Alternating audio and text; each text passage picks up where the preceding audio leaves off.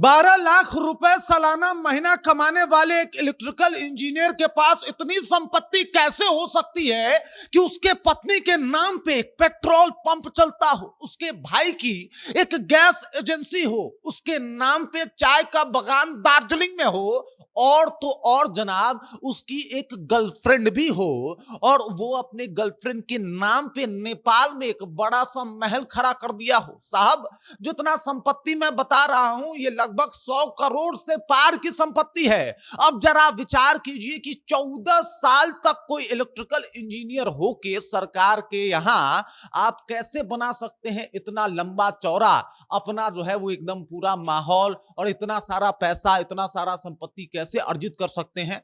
तो साहब 2 नंबर का धंधा करके, या फिर कुछ इस तरीके का काम और कांड करके जो भाई साहब किसी ने सोचा भी नहीं हो। क्योंकि एक अभियंता इतना कमा ले, इतना का प्रॉपर्टी बना ले, ये संभव ही नहीं लगता। जब उसकी सैलरी लगभग 50,000 समथिंग हो और उसके बाद आप इतना कमा लेते हो, ये कैसे पॉसिबल है? और इसी बात की भनक जब तमाम अधिकारियों को लगी, तमाम जो ईडी हैं, तमाम सीबीआई के लोग हैं उनको लगी, तो उनका भी माथा घूम गया। जी बिल्कुल, ये इंजीनियर महोदय बिहार के ही हैं, और जब इनकी खबर तमाम लोगों तक पहुंची तो लोगों में चर्चा का विषय बन गया कि साहब कोई कैसे इतना पैसा कमा सकता है, पूरी कहानी क्या है, कौन है ये इंजीनियर साहब, और किस तरीके से इनके अकूत संपत्ति और इनके चरित्र दोनों ही अब बाहर हैं, लोगों के सामने हैं। इसके ऊपर विस्तार पूर्वक चर्चा करेंगे, बातचीत करेंगे, लेकिन उससे पहले मेरा परिचय जान लीजिए। मेरा नाम है रजत और आप जनता जंक्शन देख रहे हैं। मैं बात कर रहा हूं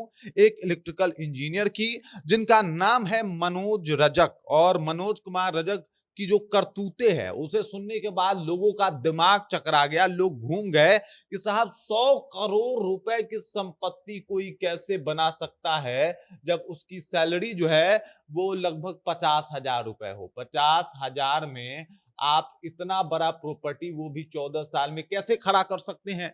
इतना बड़ा संपत्ति आप कैसे बना सकते हैं? और रजक जी पे यही जो है वो आरोप लग रहा है कि भाई इन्होंने तो अलग ही काम कर दिया है। बिहार के मधुबनी जिले के ही एक इलेक्ट्रिकल इंजीनियर है मनोज कुमार रजक, और इसी वजह से इनके ऊपर जो है वो एकदम से चर्चा हो रहा है। लोग कह रहे हैं कि भाई साहब इन्होंने क्या खूब मतलब तिकरम भिराया होगा कि इतनी संपत्ति इन्होंने बना ली होगी। North Bihar power distribution company limited supply division के कार्यपालक अभियंता मनोज कुमार रजक की काली कमाई का दास्तान, उनकी सारी जो संपत्ति है, वो प्रॉपर्टी है, वो बयां कर रही है। लोग समझ पा रहे हैं कि साहब इन्होंने कोई तो ऐसा कारनामा किया है, तभी तो जाके इतना पैसा कमाया होगा। मतलब इनके सोच से भी ज्यादा जितनी इनकी संपत्ति होनी चाहिए उससे 120 गुना ज्यादा, 120% नहीं बोल रहा, ध्यान दीजिएगा, 120% नहीं है, मतलब जितनी इनकी संपत्ति होनी चाहिए थे उससे 120 गुना ज्यादा इनके पास संपत्ति है। ये ठीक वैसा ही है कि किसी के पास 1,000 रुपया होना चाहिए था, लेकिन उसके पास पैसा कितना है? 1,20,000। जी बिल्कुल, इतनी संपत्ति इन्होंने अर्जित की है, और इसी वजह से इनके ऊपर जो है वो चर्चा होने लगा। एक साथ इनके 6 ठिकानों पे जो है वो पुलिस के द्वारा रेड मारा जाता है, और उसके बाद जो कागज बरामद होते हैं, 17 कागज बरामद होते हैं, और उसी में भेद खुलता है कि साहब इनका तो सिल्लीगुड़ी में भी पूरा अपना माहौल है, मकान है। इसके अलावा अगर बात किया जाए तो इनका जो है वो दार्जिलिंग में चाय का बागान है। इसके अलावा इसी में खुलासा होता है कि साहब इनका जो है वो नेपाल में भी प्रॉपर्टी है। और उसके बाद इनकी पत्नी जो है वो आके बातचीत में बताती भी हैं कि ये थोड़े आशिक मिजाज हैं, इनकी एक गर्लफ्रेंड है और गर्लफ्रेंड के नाम पे ही ये प्रॉपर्टी है। तो इससे इनका चरित्र भी बाहर आ गया, इनका चित्र भी बाहर आ गया। मतलब साहब चारों तरफ से किस तरीके से घिरे हुए हैं, ये सब कुछ अब लोगों के सामने है। अब सोचिए इतना सारा पैसा इन्होंने इकट्ठा कर लिया, 120 प्रतिशत अपने आमदनी से, आमद से जो है वो ज्यादा इनके पास पैसा है। कोई 14 साल में एक इलेक्ट्रिकल इंजीनियर इस तरीके से पैसा जमा कर लेता है, ये अपने आप में बहुत बड़ी बात है। 6 टीम ने छापे मारे, 6 स्थानों पे छापे मारे गए, और धीरे धीरे करके सब कुछ जो है वो सामने आ गया। फिर पता चला जांच में कि अपने भाई के नाम पे इन्होंने जो है वो गैस एजेंसी खोल रखी है।